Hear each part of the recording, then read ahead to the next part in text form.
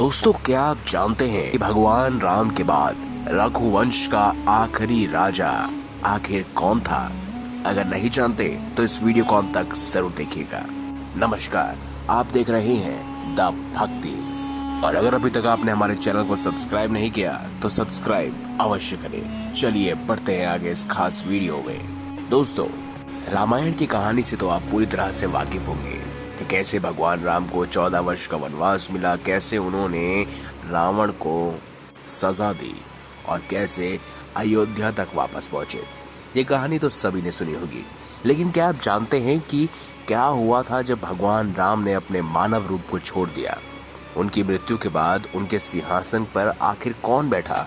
दोस्तों, इस पर पुरानी किताबों पर लिखा है कि भगवान राम की मृत्यु के बाद उनका बड़ा बेटा कुश राजा बना, लेकिन कुश अपने पूर्वजों की तरह एक कुशल शासक नहीं बन पाया। वो इसीलिए भी क्योंकि उन्होंने नागों को मारने की कोशिश की थी, जिनके पिता भगवान राम द्वारा दिए बेशकीमती पत्थर को चुरा लिया था। भगवान राम को ये बेशकीमती पत्थर अगस्त्य ऋषि ने भेंट किया था। कथाओं के मुताबिक कुश दुर्जय राक्षस से लड़ाई के दौरान मारा गया था, लेकिन उनके पूर्वज कभी कोई भी लड़ाई नहीं हारे थे।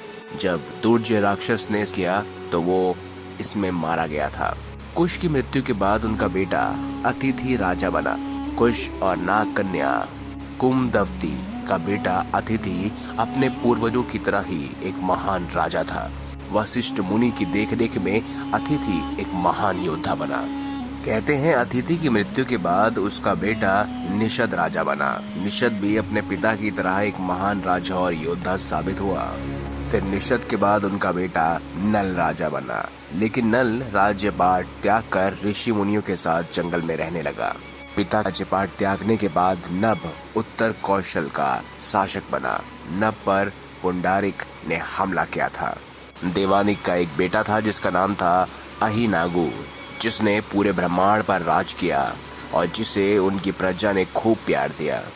देवानिक के बाद उसका बेटा परियात्रा राजा बना, और परियात्रा की मृत्यु के बाद उसका बेटा शील राजा बना, जो कि बहुत ही ज्यादा विनम्र था। इसी तरह साल दर साल राजा बदलते गए और रघुवंश यूं ही आगे बढ़ता गया। अग्निवर्णा इस रघुवंश का आखिरी राजा था। जी हाँ, अग्निवर्णा। लेकिन वो हमेशा भोग विलासता भरी जिंदगी जीने का आदी हो गया। प्रजा तो दूर की बात, उनके मंत्रियों ने भी उन्हें कभी नहीं देखा था। वो विलासिता के कारण बेहद कमजोर राजा बन गया था। बावजूद इसके अन्य राजाओं को राघवों से इतना डर था कि उन्होंने कभी भी हमला करने की नहीं ची। इस तरह अग्निवर्णा की कम उम्र में ही मृत्यु हो गई। जिस वक्त वो मरा, उसकी गर्भवती पत्नी सिंहासन पर बैठने को तैयार थी, और इसी के साथ महान रघुवंशी राजवंश समाप्त हो गया। तो दोस्तों, ये थी रामायण के बाद की कहानी। तो दोस्तों, अगर आपको ये वीडियो अच्छी लगी हो तो वीडियो लाइक करें, हमारे चैनल को सब्सक्राइब करें और इसे ज़्यादा से ज़्यादा शेयर अवश्य करें। धन्यवाद।